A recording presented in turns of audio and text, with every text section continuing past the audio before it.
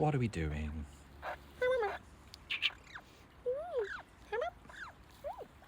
Bird. Oh, Sophie. Sophie, I know.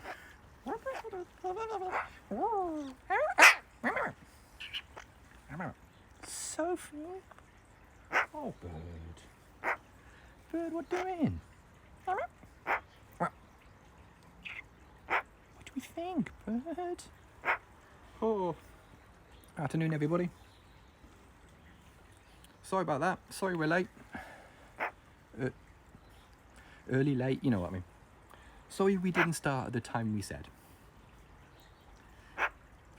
No, this one was a wildlife related. It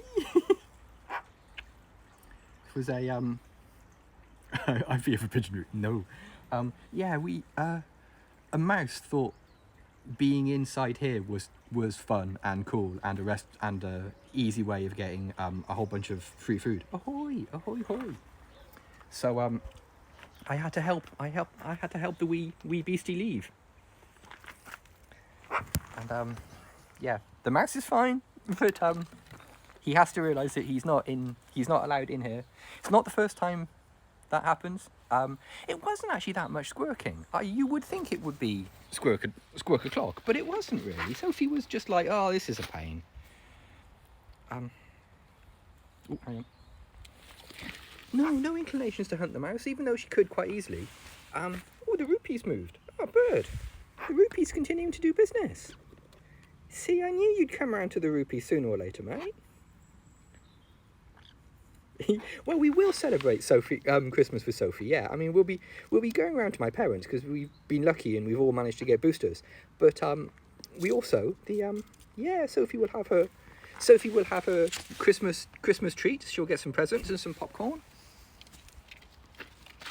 and some kissy. It's a Christmas miracle. Sophie updated to Windows 11 to full stream. No, it was mouse. There was a mouse in here, and it happens regularly enough that I've actually made a little mouse door. Let me show you the mouse door.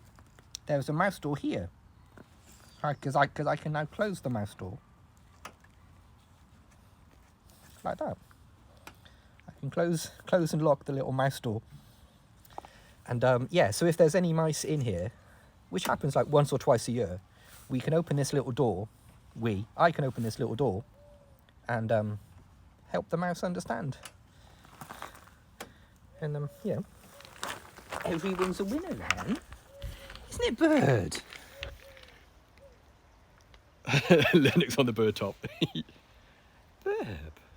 Hello, hi. Hey, Burb. What doing? What about this flash new stick I got you just now? What about this? It's cherry.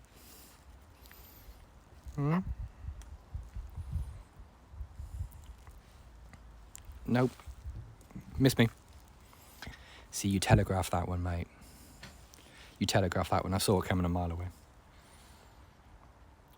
Early January, yeah. Get your booster sorted, definitely. Say, I was lucky in that I'm old enough to qualify for a pre-Christmas booster.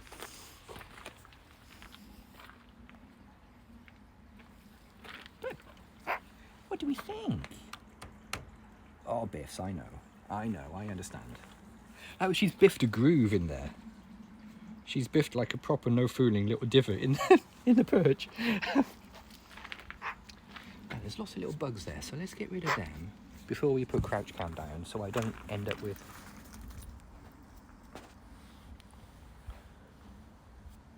A booster only 20 years old. Guess Scotland's doing it. Scotland appears to be doing it a lot better than England.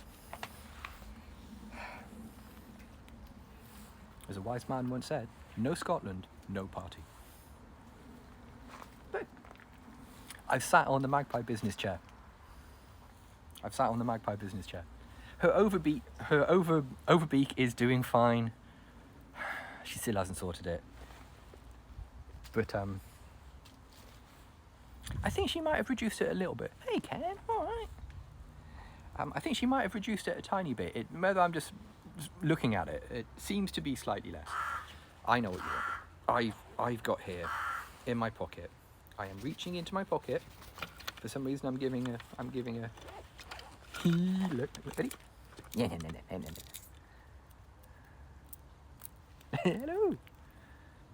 The biffing toy has done business. Not masses, but it's showing signs of like being business. It's showing signs of being showing signs of being accepted. But yeah, no.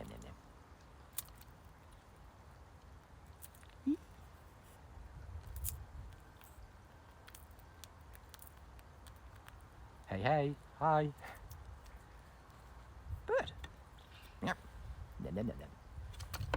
What doing? What doing, Magpie?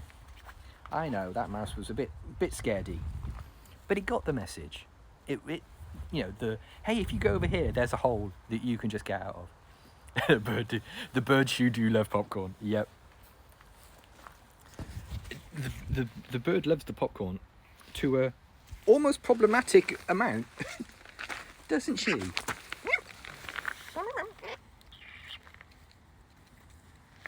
What doing, Magpie? Oh, bird. There we are. On the biff station.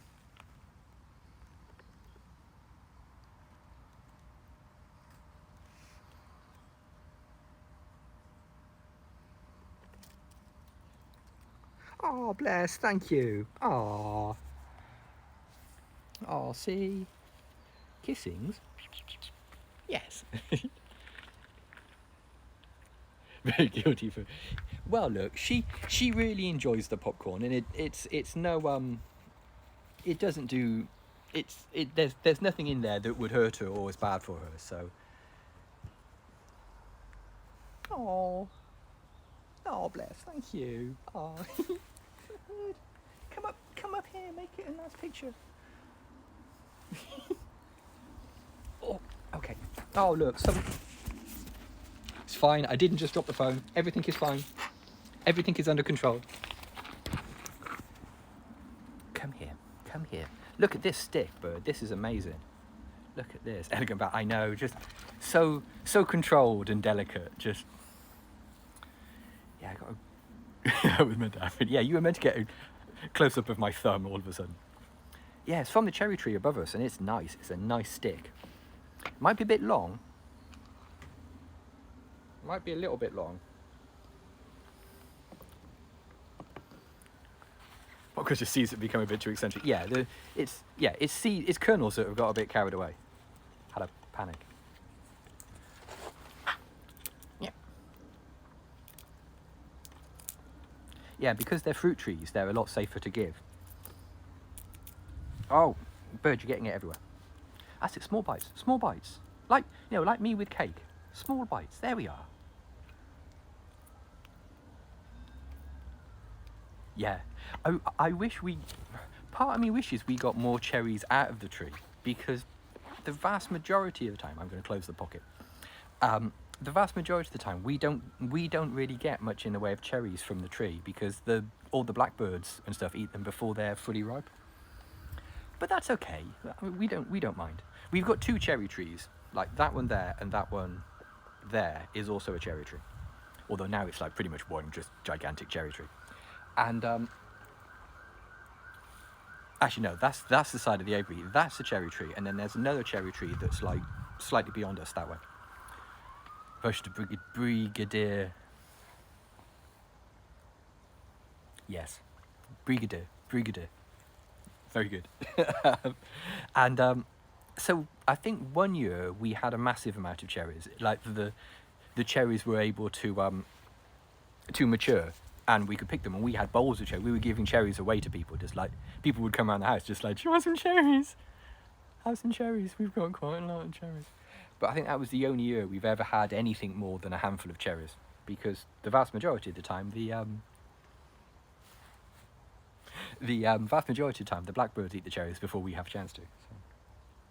The blackbirds eat the cherries before anybody has a chance to eat them. We have started. It appears we have started the pun game again. It appears the pun game is once again upon us.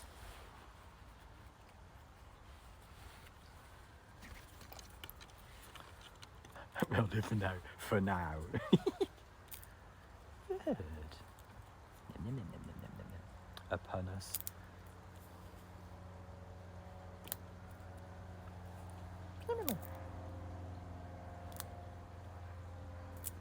Wow, that was a big boat. Oh, okay. Yeah, I can see that. I'm always worried about putting nets down. I've been summoned. The pun light. The pun light shines onto the clouds above. A lone hero answers the call. Yay.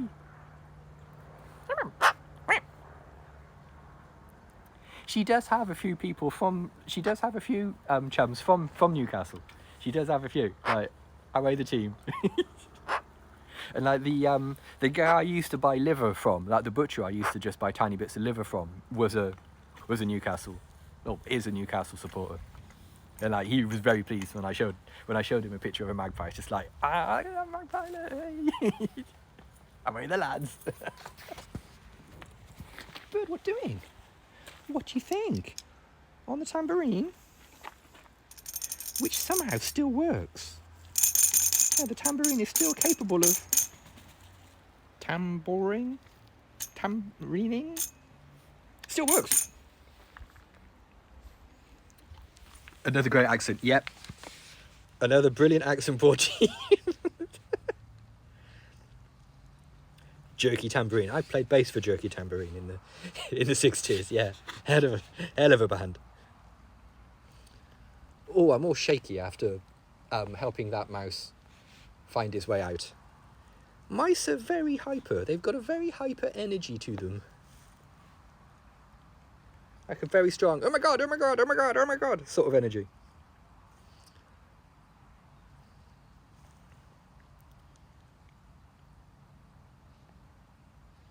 Oh yeah, there like 2, maybe 3 times a year, a mouse happens by and thinks that they can squeeze through these holes in the mesh, and successfully squeezes through the holes in the mesh, and then, you know, helps himself to like Sophie or the crow's food.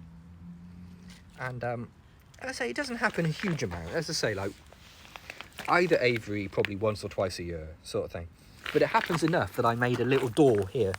I've made a little mouse door, so our mouse friends can get up there and leave and not get hurt, and then I can close the little door behind them. Like that. I made a mouse door because I'm an idiot. Didn't we, bird? Perfectly normal behaviour.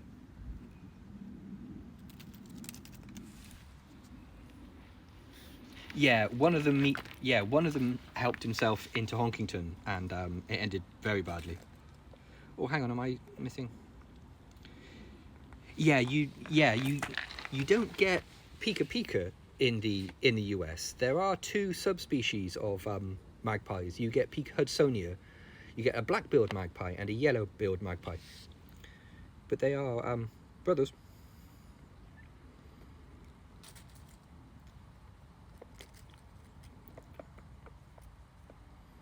Yeah, but yeah, you have blue jays. Yeah. Bird, what do you reckon? Yellow-billed magpies are weird. They're like someone's made a magpie and just gone, oh crap, I've run out of black bills. Oh, I've got some of these yellow ones, they'll do. And just sort of like pushed a yellow bill onto it. Just like, yeah, there you go. I've only got, sorry boss, I only had yellow beaks left.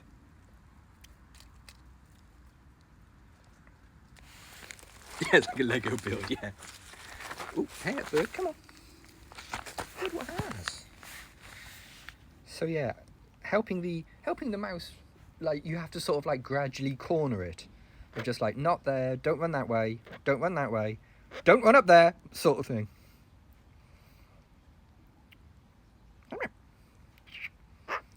Well, magpies are, I nearly said Sophies are, magpies are omnivorous. They'll eat all sorts of things.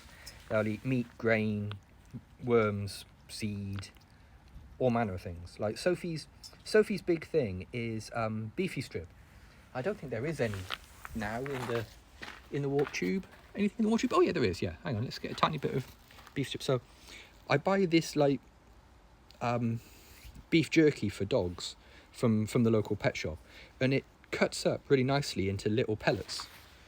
And Sophie quite likes those.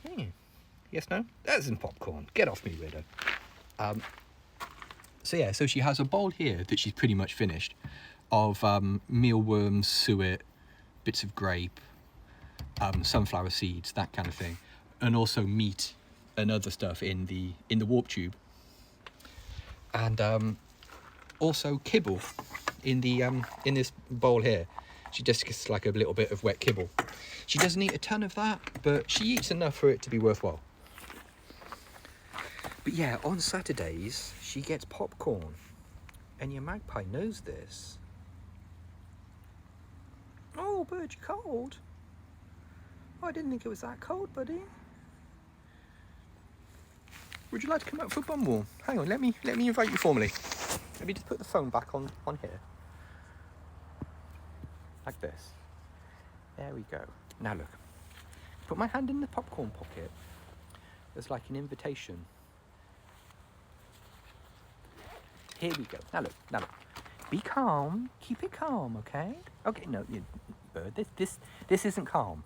You see the thing you're doing now? Not calm. The opposite of calm. Actually, quite hyper. Yeah. Gib.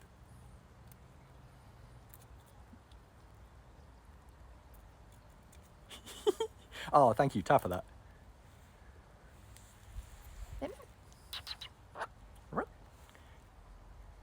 Bree signal.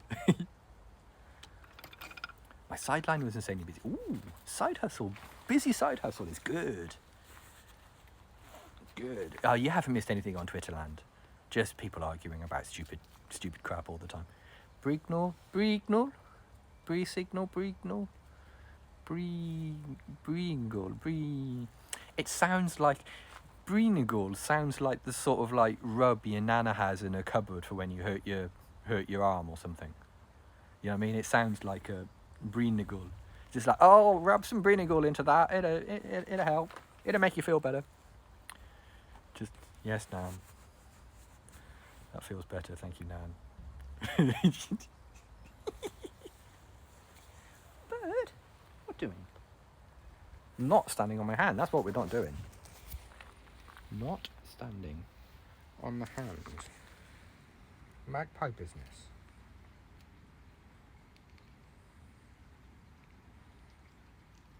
Well, sometimes she's not drinking. She's just rinsing her mouth out. Oh, hang on, we're critiquing toys, it seems. You know, little black packing strap's quite good though, isn't it? Even though you just threw it on the ground in like a bit of a strop. Oh, hang on. It goes here. Where are we going?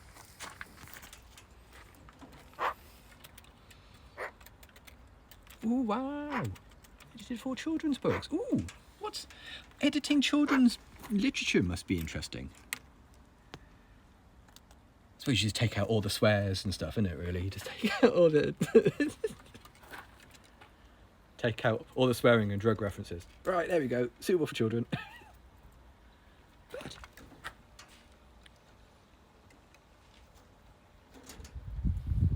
Come on, you're doing it weird. You're being weird. Oh, so some... Oh, really? I was doing a thing. Oh, wow.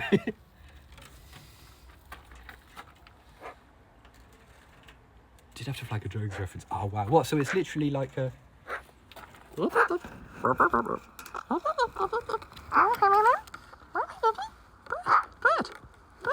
What's this? I don't want it in my... I don't hold things that way, Bird. That's it. You hold it that way.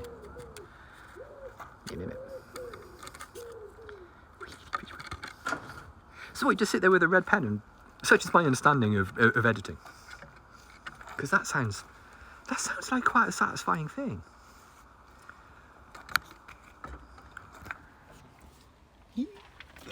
Yeah, old magpies are not uncommon. Not uncommon? They're quite common birds, yeah. Used to be a sort of dish now, I suppose, yeah. You can tell when she jumps on the mesh strangely. She sort of pauses for a minute and goes, I didn't think that through as much as I could have. I could have thought about that a bit more. What's this, bird? You've flown through a cobweb, haven't you? Yeah, I can see. Get off me, weirdo. Gonna cut you.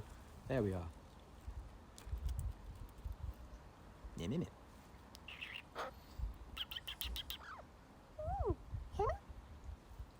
Poop.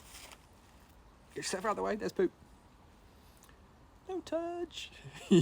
Yeah, you can always tell when she doesn't mind, like sometimes she doesn't mind like the top of her head being rubbed and stuff. Do you? He says as she visibly shrinks away. But yeah, when she's got something in her eye or in her mouth, you have to sort of like, and then she's like, nah, please don't do that. Please stop doing that. Yeah, definitely. If you have questions, chuck them in the chat. We're here. But what's this? With the little grippings. Look at this. Look, no, it doesn't go in the roof. I mean, you can put it in the roof, but you'll lose it. A wild will come and take it.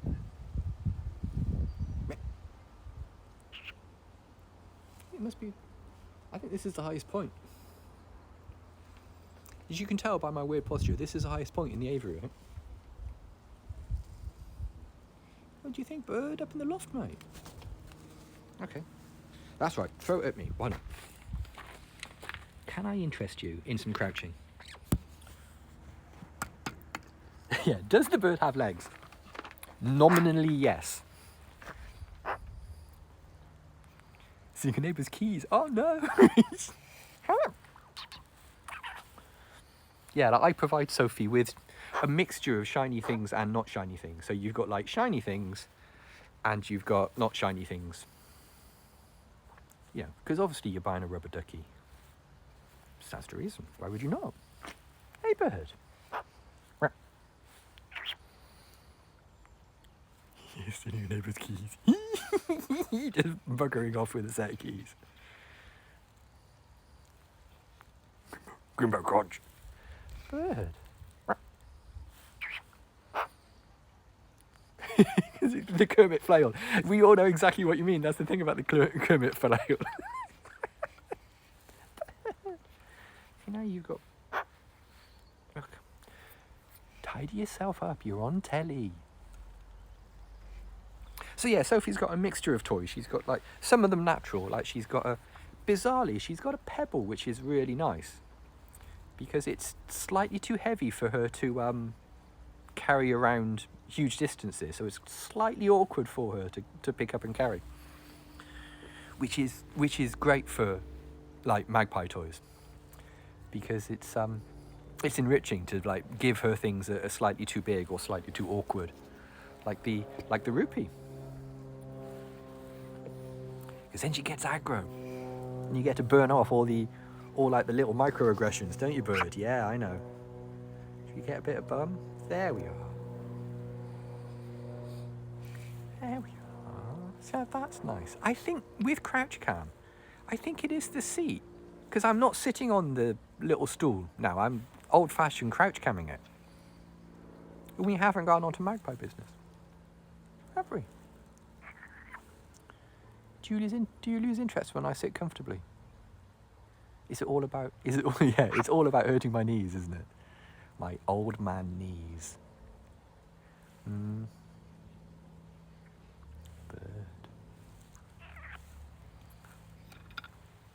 Never skip leg day. What do you think?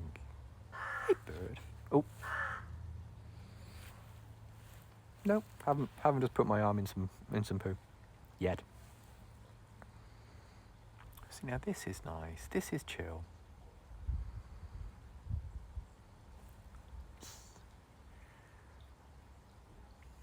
Need the seat.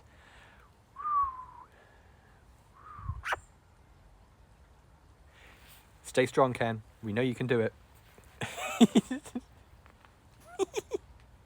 Into the cold. Oh no.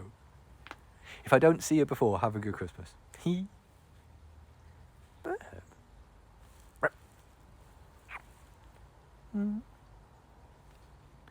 This is okay, isn't it? This is okay, he said as his legs begin exploding. Oh, get a cuppa. See, I want a cuppa too now. Now you talk about tea, I just, oh, a cup of tea would be lovely, wouldn't it? Yeah. You like one? White with one? Yeah. It's not actually that cold out here today. It's actually quite mild. It's single figures, I think. Okay, well, now look, I'm gonna do the sit. Oh, see, that's so much better. Oh no, really? Do you work animals in your everyday life? I do not. No, that's the weird thing is like by day I am a mild-mannered IT support guy, but it's only in the early morning and the late afternoon I become Magpie Man. We also look after a rook and a crow in another aviary in our garden, and but because they're injured wild birds, they're less into. Well, they're not into us at all. Oh, that was smooth. That was smooth.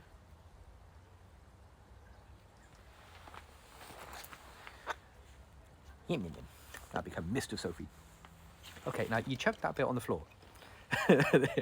Sometimes you only get the heroes you need.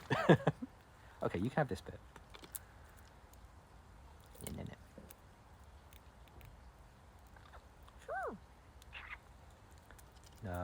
No, small bites. Small bites. There, see? Responsible mouthfuls. Not the whole thing. Responsible mouthfuls. Adult-sized portions.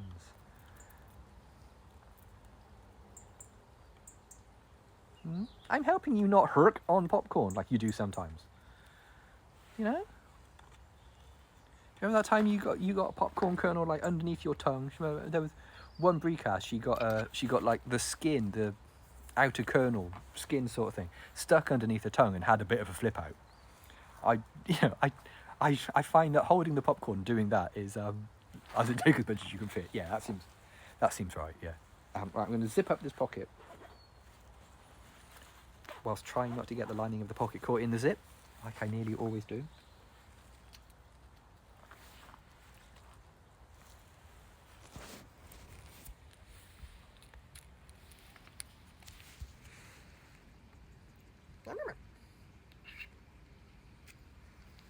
Do you reckon, bird?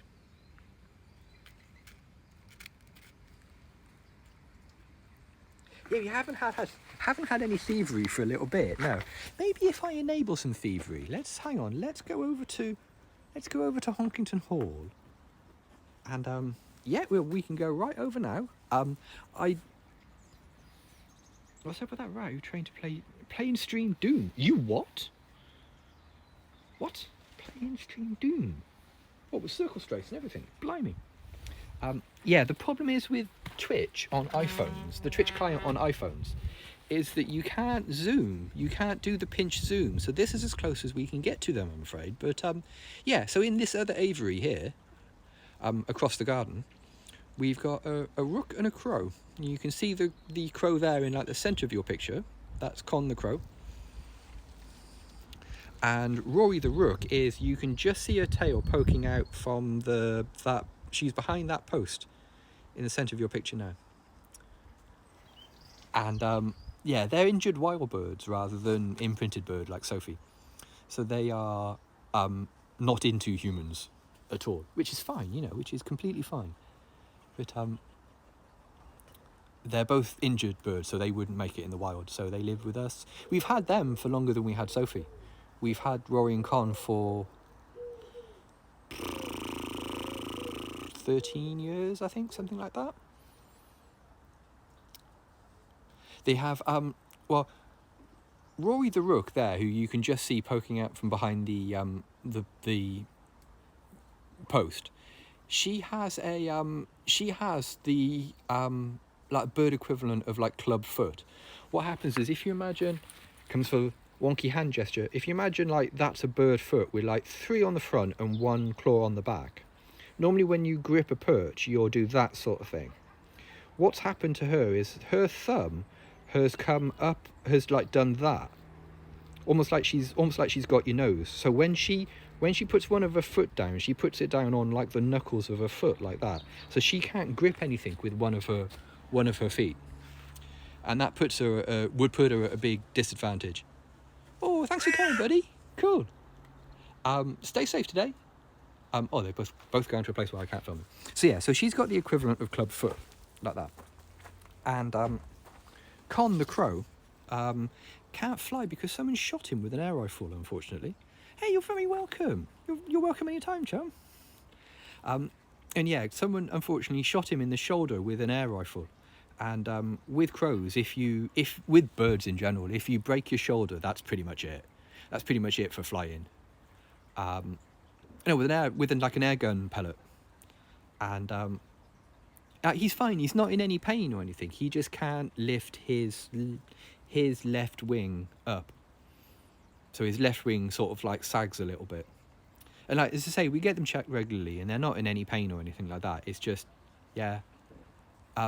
Fortunately, they were both separately spotted by like dog walkers and that kind of thing, and taken to wildlife rescue. And yeah, they stabilised the joint, but unfortunately he can't do anything major with his wing. So yeah, his flying days are over. But they live together, and they're actually really good chums. Like yesterday on yesterday's live stream, they were feeding each other. Like Rory was like hurricking food into his mouth and stuff.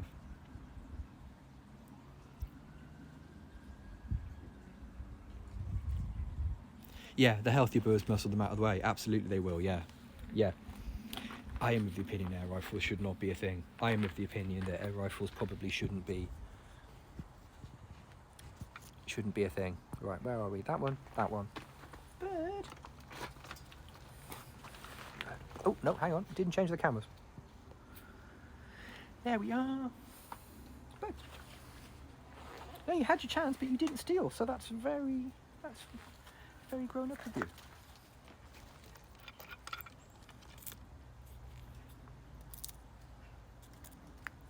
Oh, bless, yeah. Just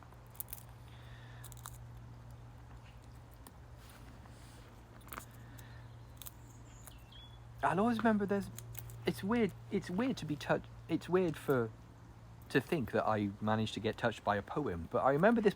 I don't remember anything about it. I've since tried to find it, but I remember this poem of like a boy throwing a stone at a bird, and like killing a bird just by throwing a stone at it. And I'll always remember the even as a little kid going,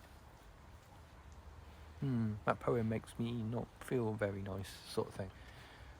And I've since tried to Google the poem to see if I can re-find it, sort of thing, but without any luck. But yeah, you can deter birds from your garden effectively without hurting them, without doing anything gross and unpleasant. There was a thing a few years ago. We went to the female and I went to this. I forget why we were there, but it turned out to be like this farm supply shop type thing.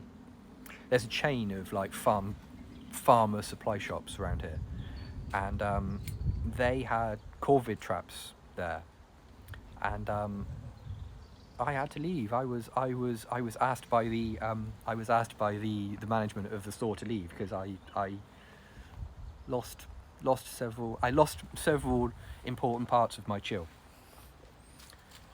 And because yeah, there is a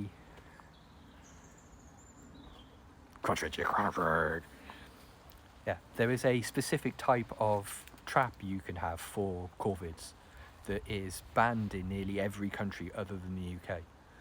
And they had those traps in stock, and I didn't take the discovery of that, because up until then I didn't know that they were a thing. And there was some chill was lost. I was asked to leave and never come back. Which is fine. If they sell them, I'm not into going there. I threw the shopping I was planning to have back on the floor and left. I would not have gone in that shop if I knew that they stocked them or sold them in general. I would not have. The magpie that got caught in a rubber trap was missing a leg. Oh, poor lad. Oh. Yeah, you see kids chasing pigeons. I was taught to not do it at an early age. I was taught to not do that. Just like, no, sweetheart, don't do that. You know, if I catch you doing it again, you'll get a clip. You know, sort of theory. I know the problem with pigeons is because they're everywhere, because they're so just, you can't go a day without seeing a pigeon if you live in an urban place. He says, looking at 2 pigeons right now over there. And yeah, I was, because they're so everywhere, they're omnipresent, people just completely take them for granted. And yeah, I don't like seeing kids chasing birds. That's not a chill thing to do. I had that educated out of me when I was very young. So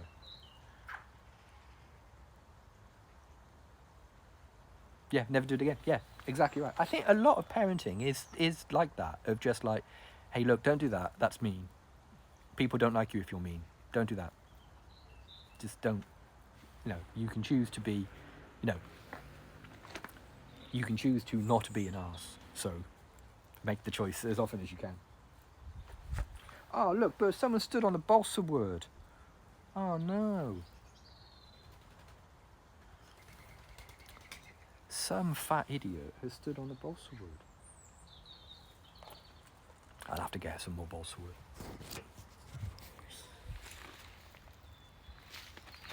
So we just, I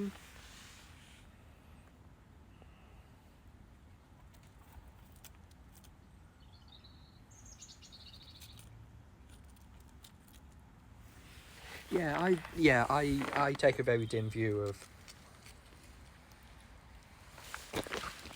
I mean, it's probably the only thing that I'm like completely humorless about, that I have no ability to make. I mean, I'll make light of nearly anything, I'll make jokes about most things, because I think you should, be able to find something, like some brevity in most situations. But yeah, if I see you sort of like kicking at an animal or something like that, nah.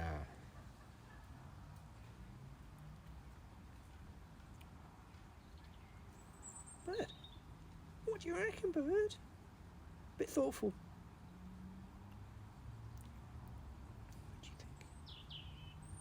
What do you think, mate?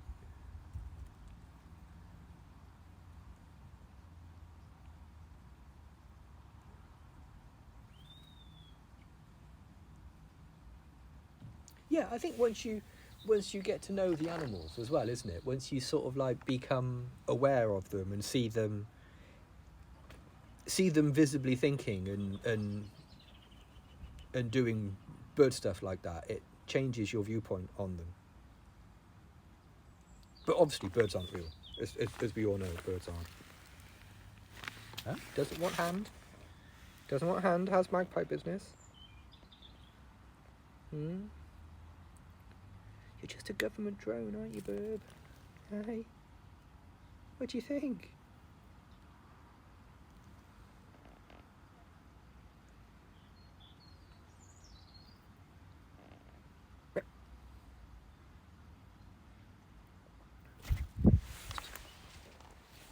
Here we are. Oh, smooth, graceful, delicate. Birds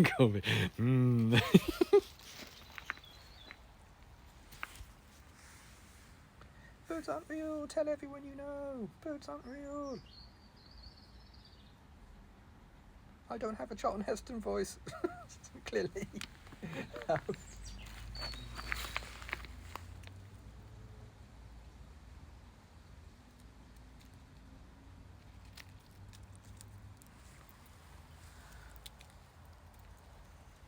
Yeah, I know. We occasionally get bird strike, and only like once or twice a year. But we've put the stickers up on the window and that kind of thing. But I gather part of it is the alignment of your house as well. Like our house is pretty much north-south. So at certain times of day, at certain times of the year, the sun just catches the windows just right in there.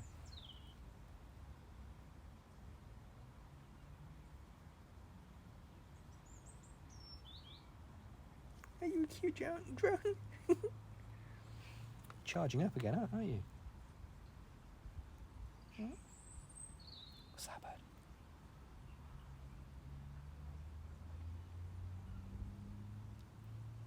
I really like how she's completely taken to this. Oh yeah, when you see him all dazed and confused, just like, oh no, poor little man. Right, okay, look, I'll take the stool away, okay? Considering you clearly hate it.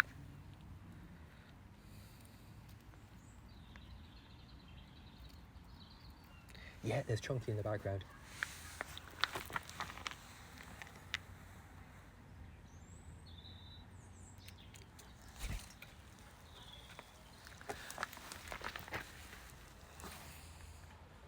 Oh.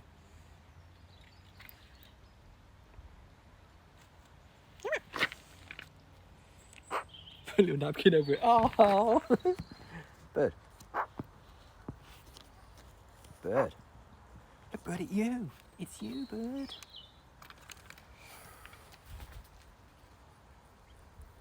I was amazed at how well the moss covered it. I was amazed at how thoroughly and nicely the moss covered it.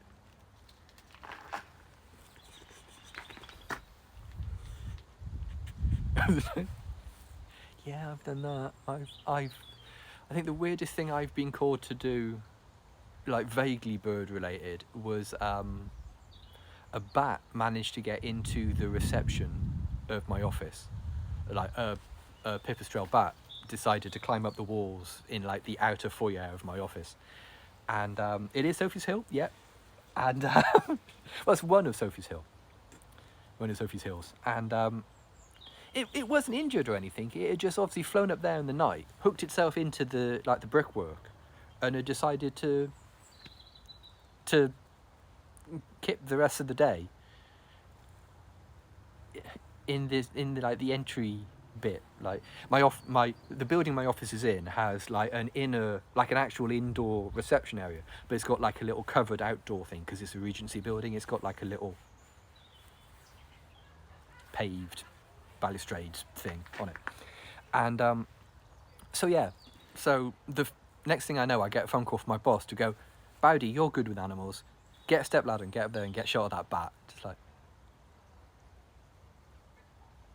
what? It's like, I mean, yeah, I can probably get rid of the bat because otherwise people are gonna, a crowd was already, not a crowd, a bunch of people were already outside the building looking up at the rat and sort of like doing the, should we throw something at it and dislodge it or something like that, so it was one of those sort of situations where if I didn't do something like vaguely responsible, it was going to get stupid. Bat and eyelid, very good, thank you. And okay, so I put some rubber gloves on because I didn't want to, touch the bat with my bare hands. Basically, because rabies, and also I didn't want anything on my hands getting on the bat, sort of thing. So put these like, not like first aid gloves, rubber gloves, like dishwashing rubber gloves, because office. Got up this step ladder and sort of like this bat who was getting aggro, didn't want to be levered from the brickwork and palmed off into a guy's hand at like 11 o'clock on a Tuesday morning. And it took me a couple of minutes, like quite high up this ladder sort of thing, to get this bat off the brickwork. And when you actually getting batty, very good. I was unprepared for how weird bats feel in your hands. You know what I mean? Because like I've had birds, I know what birds feel like in my hand when I hold birds. I know what that feels like. Bats don't feel like that at all. Bats feel like wet chamois leather. That sort of like loose, sort of like slightly stretchy.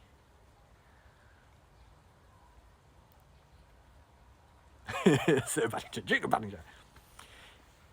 yeah, I was a bit sketchy about the rabies thing, but it's in your belly, isn't it? The rabies. But yeah, they're like, because I held this bat in my hand and sort of like looked it over, sort of thing, as I was like going. Well, now I've got a bat in both my hands. How am I going to be able to go down this ladder, sort of thing? So it took me a couple of minutes to get down the ladder, and all the time the bat was going like, "I'm the night, I will kill you," sort of thing. It was like doing the big screechy sort of like, "You die, I'm going to the end, I kill you," sort of yelling that the bat was doing. And by then someone had gone inside and got like one of those cardboard boxes you get A4 printer paper in, and I am the night. And yeah, we were able to put it in there, and someone took it to a local wildlife rescue. But yeah, that was I found it very stressful. I was unprepared for how much it would start yelling the moment it sort of fell into my waiting hands. I was completely unprepared for that. I think the bat was too, actually. I think the bat was I'm the night.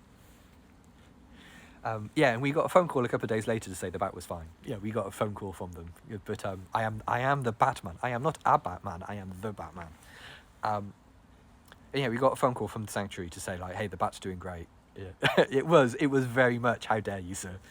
The bat did not imagine that it would be picked up by a bloke. Yeah, just, hey, bird, fancy meeting you here.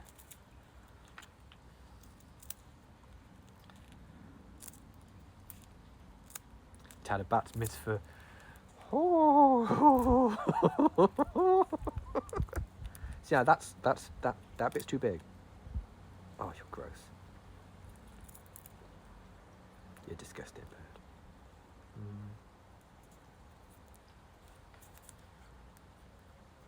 On the whole, we're quite calm with the popcorn. You know, on the whole, we're doing okay. But oh, my knees! Oh my God, my knees! Hang on. I've been cooking rice pudding and cleaned out my box my snail. We need to know about your snail. Let's more details, please, regarding the snail.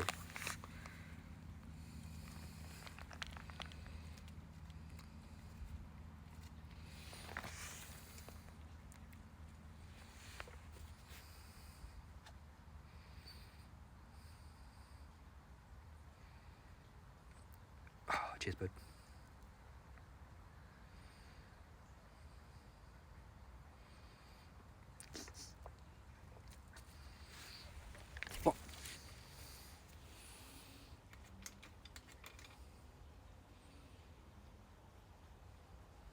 So what, you just bought a peach from like a supermarket or something and it had a snail on it?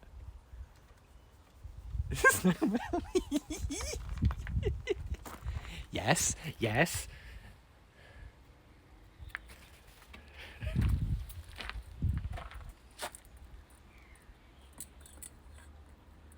Snail mail. Of course, you know we need pictures in the Discord now of snail mail. You realise this, don't you? We need to see your pet snail. Is it your snail?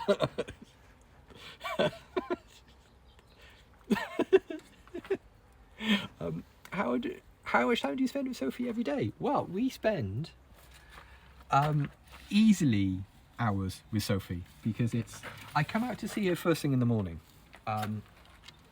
The problem is by then it's not really light at that sort of time, but I'll come out before I start work. I'll come out and see her and make sure she's got some food and she hasn't tipped her water bowls over and that kind of thing. So that's easily like a half hour, 3/4 before I start work. Like fill up me Sophie batteries, and then and then you've got like a half hour for microbreed during the day. I normally spend a little bit of time with her after I switch the cameras off, sort of thing.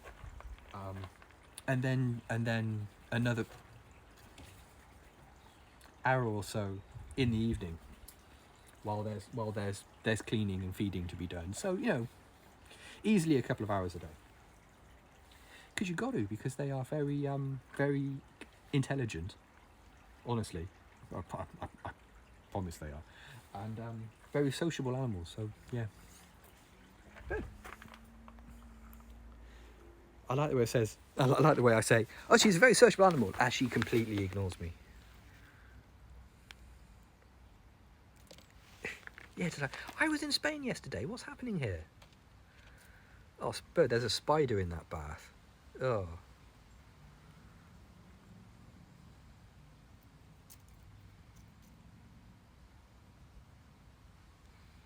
Snails migrate in winter. They do, but very, very slowly.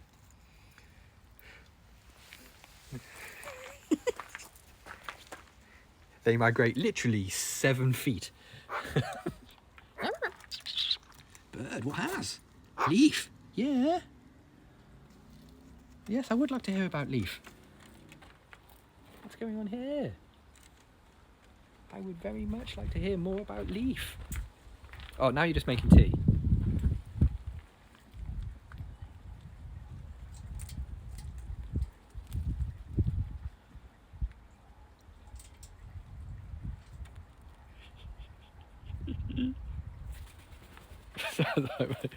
I like their style, actually. Hibernate. Migration is too much work. Yeah. Ain't that the truth? Seems like a lot of work. I won't bother. My spirit animal. I thought about it, but then I thought, nah. Oh, wait, hang on.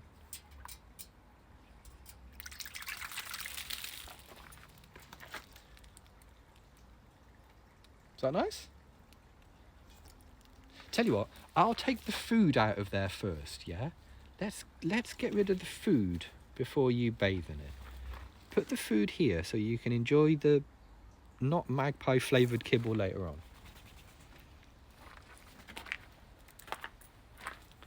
Oh, we're going inside, is it? Actually, yeah, when you say like that, why move somewhere when you can just gorge on food and sleep for a few months? It's tough to argue with that, isn't it, really? It's tough to argue with that logic.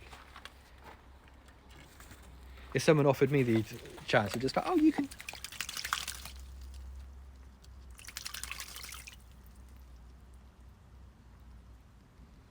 What do you think? Yeah. Get your belly full, fall asleep in November, wake up in March. It's like, yeah, that's fine. You put me down for that. Yeah.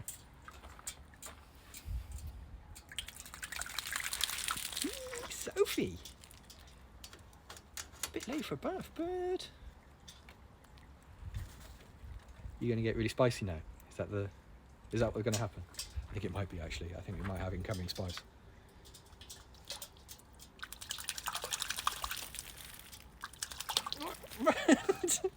Why is it everywhere?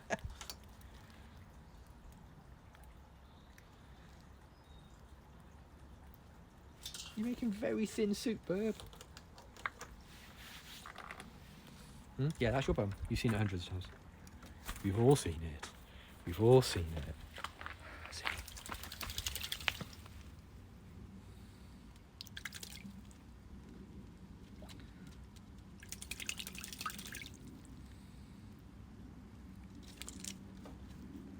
I think there may be regrets. It's mild enough. I think she might get away without too much in the way of regret.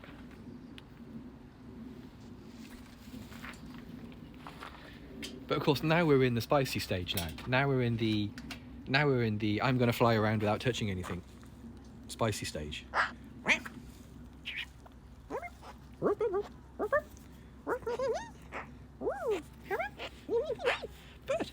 Bird, what doing? Bird. Oh, wet magpie. All up my glasses and everything, lovely. Of course it is.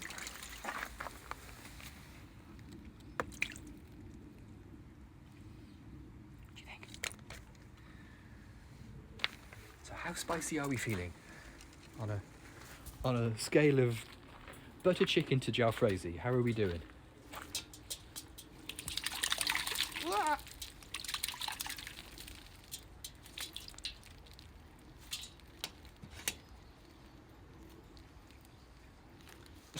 Thanks, mate. Cheers, bird. Hang on, let me just just get the worst of the water off the phone. Hang on there. There we are. What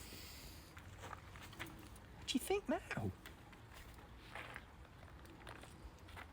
Yeah, it's an instinctive thing with birds. When they're wet, they're really vulnerable.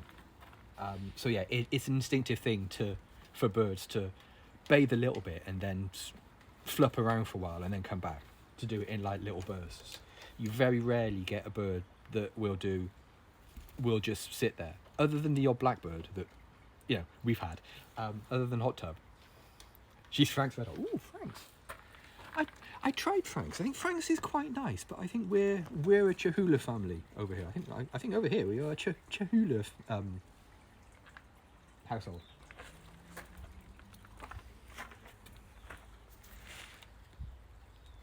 Yeah, blackbirds are really good at bathing. Yeah, that's sort of like, right, had a 5-minute bath, got to get up and have another one somewhere else. This is important business. Okay then. What are we doing? Ah, I see, we're grooming, hang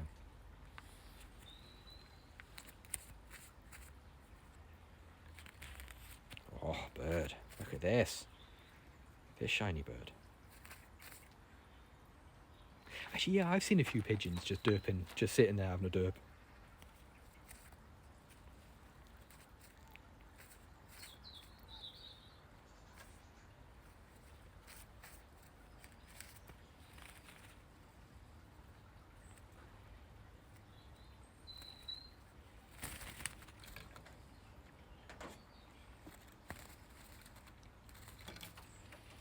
I think there might be more bathing in a minute. Yeah, here we go. I could feel more bathing. Spent ages getting all of her feathers all zipped back up and everything, and gets the water off them. Immediately goes back in the bath. Because that's normal behaviour too. That's very normal.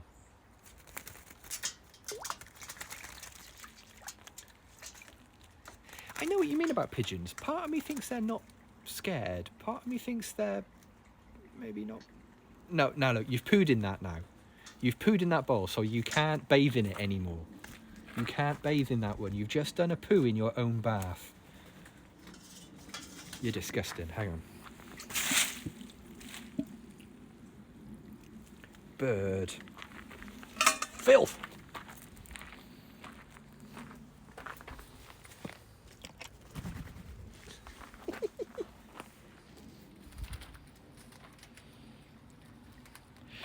I think there is. I did a little video of way. Okay, that was calm. I think we might have gone up a few spice levels. Yeah, like a little while ago, I did a what's that on your fur? Come on, your feathers. Come here, fur. Derp.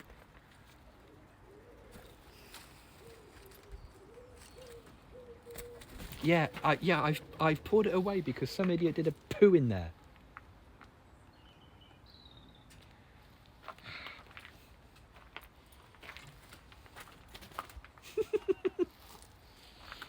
She gets quite spicy when she has a bath. She gets quite spicy, doesn't she? She gets quite derpy as well. Gets quite derpy. Just got Todd. Yeah, Todd's it.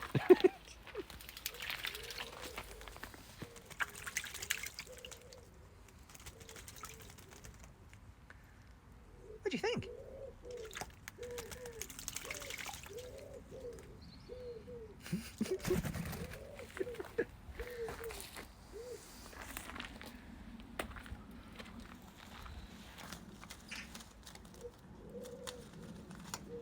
Yeah, Todd is quite a chill pigeon name. Yeah, I like that. Todd.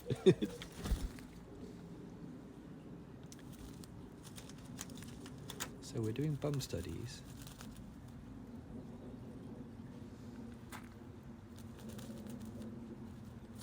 Yeah, I can hear Woody, but I can't see him.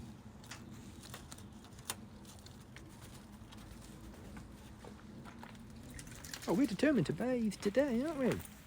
Hmm? Having your weekly bath?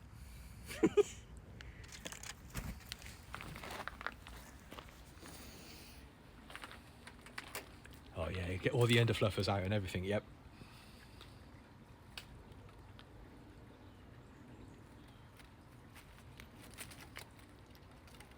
Todd is known in the UK, we've heard. I don't personally know any Todds. I know of a Todd. I know of a Todd, but I think people are called Todd in the UK. I wouldn't say it's a particularly popular name, but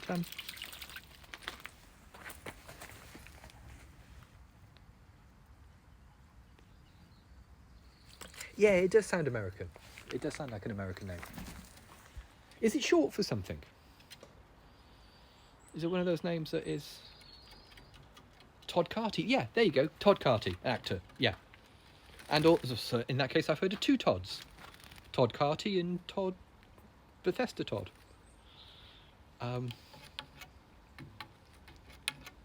Toddwood.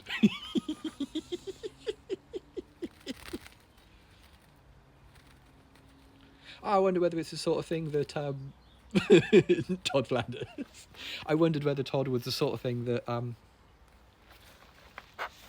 like Jim is short for James and that kind of thing.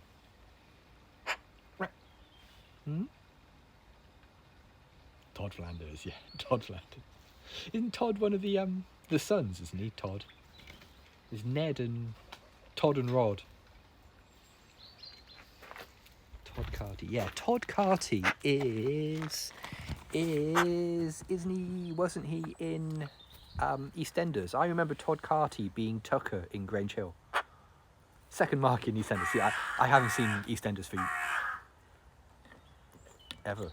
But yeah, I remember him being Tucker in Grange Hill, which dates me considerably. Oh, look at you. Look at you sitting there getting banned and reported. We nearly made the whole thing without one of those.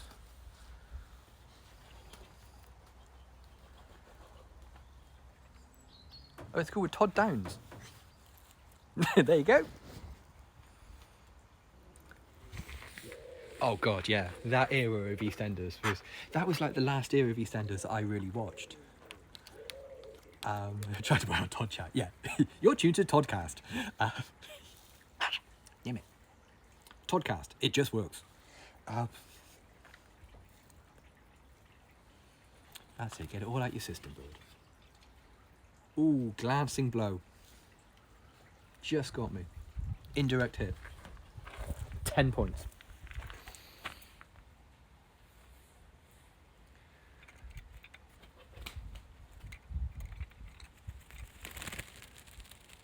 Todds of the world unite. You have nothing to lose but your Toddness. What are we doing now? What are we doing? Have we got a bit of a face on because I pulled that one ball away? Huh? Now, suddenly we're interested in warmth now. Todd jamming. You could have, if you had like a breakfast show, it'd be Todd Jam and Earl.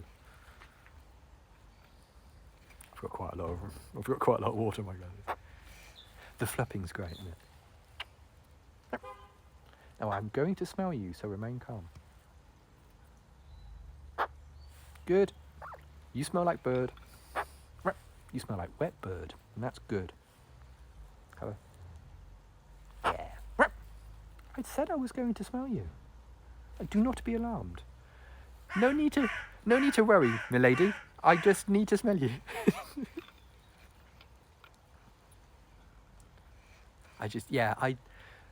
I don't understand the attraction of EastEnders. Whenever I watch it, well, I haven't watched it in years, but the few times I've seen like a little bit of EastEnders, it looks powerfully depressing. It looks really doesn't look like it would be good for your mental health to me.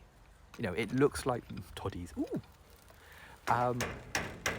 It just looks like people arguing and being upset with each other all the time, and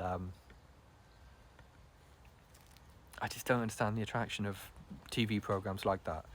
I don't, you know. Tunnels, tunnels, everybody. um,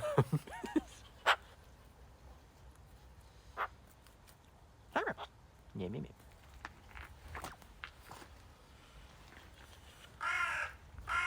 Right.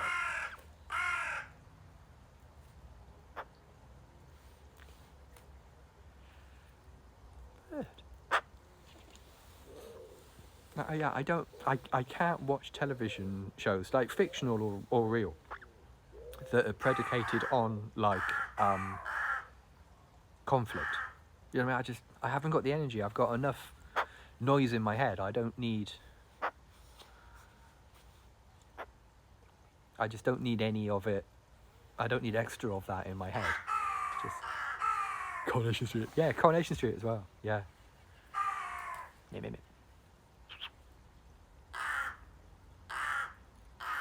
Everything is conflict. But when the show is, whenever I've watched that sort of show, it's always been, the storylines have always relied on someone being in conflict with another character.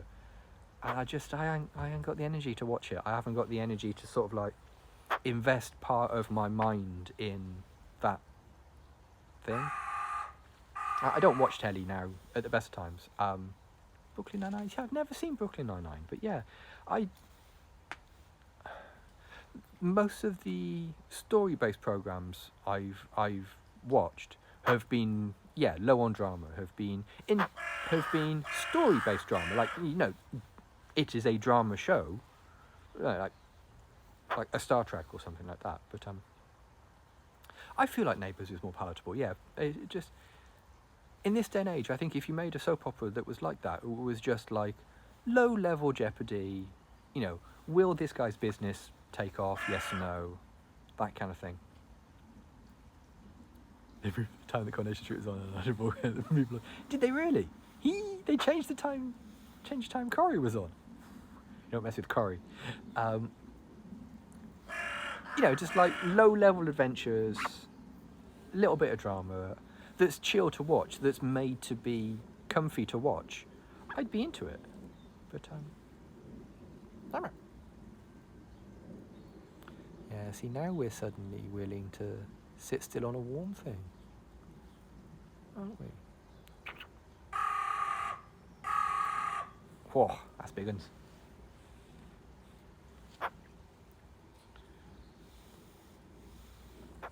Yep.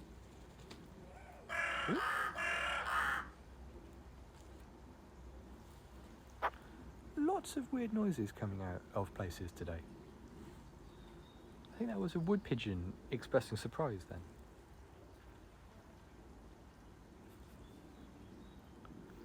Yeah, I heard things about The Good Place. I heard stuff about that.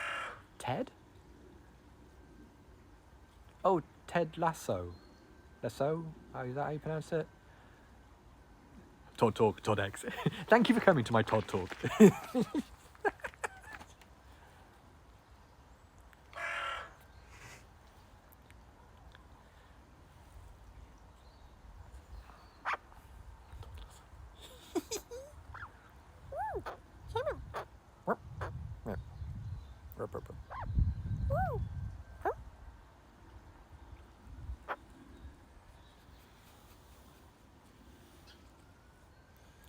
What do you think?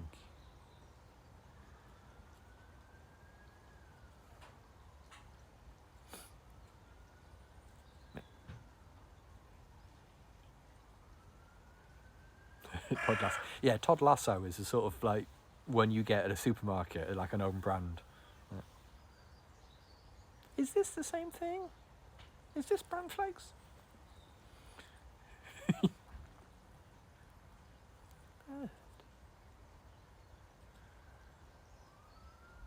I'm terrible at TV. I'm terrible. Unless TV grabs hold of me, I'm terrible. I'm terrible for like drifting off on like the third or fourth episode of something. Yeah. Poop. Another indirect hit.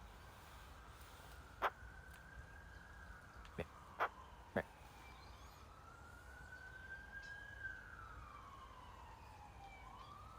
isn't bad. Yeah, it isn't necessarily a bad trait, I guess. Yeah, it's just like I have terrible time sitting still long enough, and sort of like I get like a weird sort of feeling of tension if it's something that is. If I know there's tons of something, I try not to start it. You know what I mean? If you go, oh, there are like 8 series. There's 8 seasons of this. Ooh, original Twilight Zones. Ooh, lovely. If there are like, yeah, if there's like one season of it and you can watch it and enjoy it, then great. But if while you're watching like episode 4 of the first season, you find out that there are another like 11 seasons of it or something, you're just like, oh no, come on, I'm not sitting around that long to get a conclusion on this.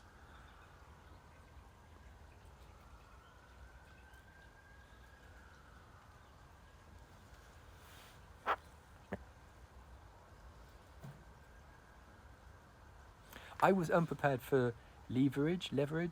I haven't seen it. It's not. It doesn't sound like the sort of thing, but sort of thing that I would watch. But it's got David Raish in it, like Sledgehammer. Still getting work, buddy.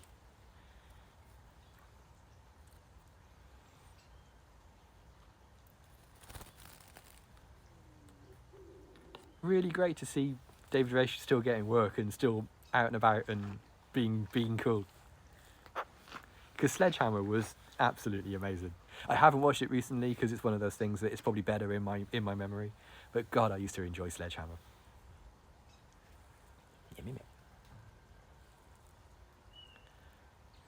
Yeah, I've never heard his surname said out loud. David, it's spelled like Rache or something like that. I don't know what character he plays in it, but it was the guy that played Sledgehammer. There you go. Thank you. Yeah, that one. It's the guy that played Sledgehammer in the spoof cop show Sledgehammer that I really enjoyed in the mid-90s, maybe. Had LeVar Burton in it. Blessed. LeVar Burton. It's got if it's got LeVar on it, then you know. Yeah, LeVar Burton's lovely.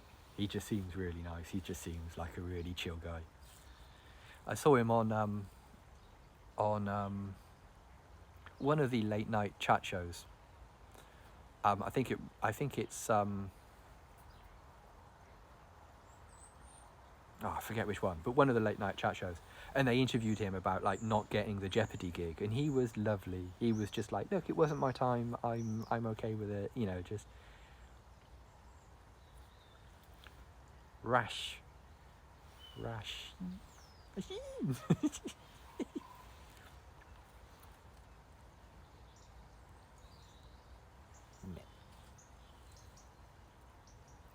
Its own stance. What?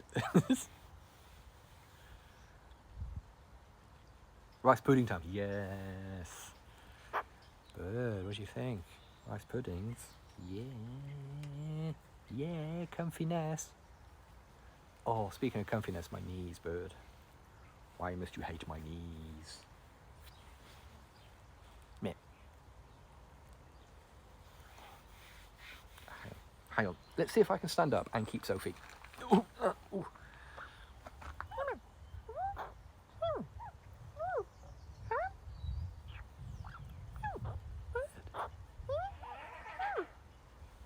Oops, someone's being fed. Oh yeah, the tin Devon custard. That's very comfy. Ow, ow, ow. That's, yeah, the bits are quite big. The little grunks with that overbite turn into quite big grunks. I'm a sucker for the tinned rice pudding, I must admit. I'm a sucker for the ambrosia rice pudding in a can. In some ways, I actually prefer it to homemade. I don't know, just... Ginger snap cookies with eggnog, cream filling, sprinkle cookies. I've never had eggnog. I don't know, eggnog strikes me as a thing that... It waits. It is in waiting. A septum piercing. I have had a septum piercing, not deliberately. We used to have a cat. We used to have a little Burman called Lily, who was ever such a lovely little thing. But if you stroked her for ages, she got like a bit squirmy and a bit weird. And one day bit through my septum, just with her canines, just bit through my septum. It hurt quite a lot. I don't know if you've ever had a cat bite through your septum, but yeah. I get the impression quite a lot of blood, yeah. I get the impression Eggnog and I aren't made for each other. I get the impression that Eggnog and I probably wouldn't get on. Yeah, how can it bleed so much? I know, right? It really does, doesn't it? Yeah. It wouldn't have been so bad if my first reaction wasn't to sort of like pull my head away from her and have realised that the cat was still locked to my face. Yeah. Fortunately, it cleaned up fine. I had some spray. I had some like antibacterial spray, and I was able to keep it clean, and it hasn't done anything to my nose. But yeah, that hurt a lot. Just the worst thing as well is you can't hear it, but you can hear it making that weird scrunching noise as it breaks. Yeah. Oh, how we laughed.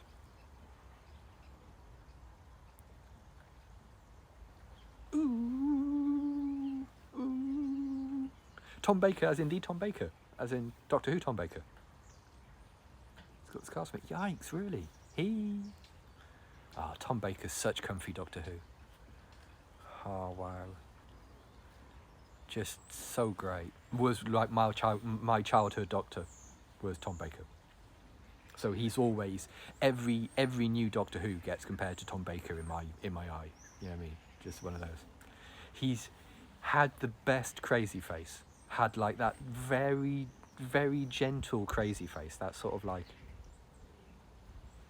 I'm having a brilliant time sort of crazy face. I mean, there's one episode, there's one story where they end up like going to Paris for something. And like, there's a mystery about paintings or something like that, you know, and he's chatting to his companion in a restaurant, in like an outdoor curbside restaurant sort of thing, and there's a bit where Tom Baker just goes, or the Doctor just goes, have you been watching that guy that's been following us most of the morning? He's just pressed a gun against my back, like it's the most normal thing in the world, and like leans over and just goes, would you like a jelly baby? He and K9 need a comedy spin-off. Regret to inform, there was a K9 spin-off. Treat yourself to a YouTube. It was called something like K9 and Friends, and it was one of the companions, I want to say Jane, and K9 getting into shenanigans. And it was played not 100% seriously. I don't think it was explicitly a comedy. But there was a K9, Sarah Jane, that's it, yeah. There was a K9 spin-off the BBC made. I don't think they made a whole lot of them. But yeah, K9 and Friends was a thing. Yeah, I think Sarah Jane ended up keeping K9, yeah. It's really weird. Have I got like a little spot of grey on my hair or something? For ages I've been staring at that. And just like, is that just the way the light's hitting it? Or am I finally going grey? Or is it bird poo? It's bird poo.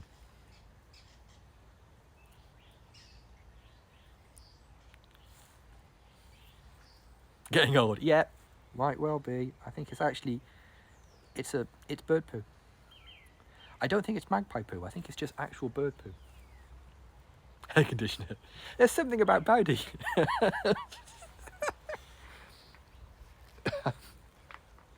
I've been looking at it all the time I've been on this angle. I've been sort of like going.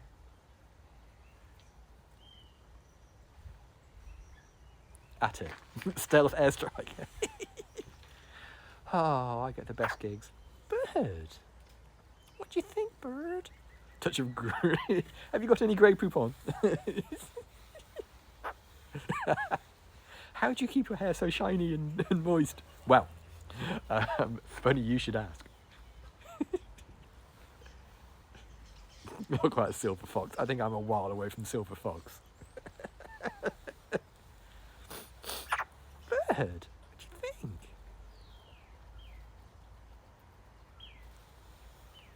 If I remember rightly with K9 as well, I think the voice of K9 was Peter Tuddenham.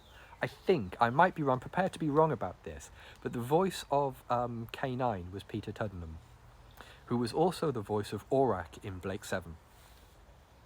Which, if you haven't seen any Blake 7 and you want to watch, like, some great, but also quite ropey British sci-fi from the late 70s, Blake 7, voice of K9, is, yeah, it's such a sassy voice, yeah.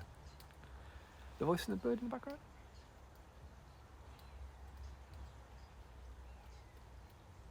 That is a mixture of a bunch of things. Blake 7 is the best, yes. Blake 7 is great. That was, I think, hawk or something. A bunch of finches. There's something else. There's something else lurking around in there. I definitely heard some squeaking. John Lessam was K9. Yeah, I always thought they were the same voices. Thunderbirds is great. But yeah, if you can find an easier way of watching Blake 7 and you like fictional British television from the late 70s, which is showing its age. Because it was... I mean, Blake 7 was made by the BBC for... It was made to a budget, shall we say? It was definitely made to a budget. And that budget wasn't very much. So there are a lot of places that, Serverland, maximum power. Serverland was just, I mean, I may be oversharing here, but I think Serverland was the first female that, you know, you just go, oh, she makes me feel things I'm not prepared for. You know, I'm 9. I'm confused. The original eye patch dude, yeah. Yeah, because there were two different... Tanis? Is that the name of the eye patch dude? Tanis? Tarrant? No, Tarrant was the Scorpio pilot. Oh no, I'm going to have to look up now. I've got all the Blake 7 annuals in the house. I'm going to have to look up. Right, come on, bird. Let's do the lolly stick thing. Come on. Tarrant was the curly hair man. Yeah, definitely. And what a perm. What a perm. Tarrant, seriously, I like he tried to play it like he was some sort of like really tough outlaw with that Travis. That's it, Travis. Thank you. Right, Tarrant like tried to play like this like outlaw from Justice sort of thing with that perm. Like, nah, Tarrant, come on, mate. Nah, buddy. Travis, yeah, that was him. Eye patch guy. There were at least two of them. There were at least two different actors playing that role. Right, come on, bird. No, she's gone back to magpie business. Hang on.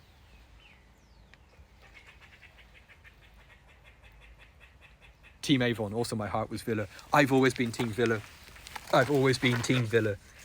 From an early age, I locked onto Villa as like, yeah, he's my people. Not an idiot, doesn't get himself into danger.